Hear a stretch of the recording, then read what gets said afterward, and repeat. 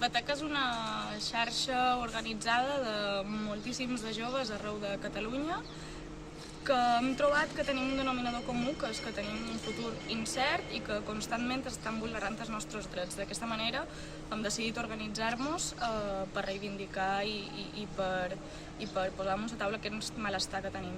Crec que Batec és important i ha de servir com a eina de mobilització, perquè després d'un temps de pandèmia, de desil·lusió, de desmobilització, està proposant que hi hagi mobilitzacions per reivindicar tots aquests drets que mos manquen i que mos roben constantment. Aquests darrers dies ha estat sortint a tots els mitjans, diguéssim. Fa anys i anys que tots els governs espanyols, de tots els colors, estan faltant a la inversió en infraestructures de DIF i Renfe a Catalunya i arreu de l'estat espanyol.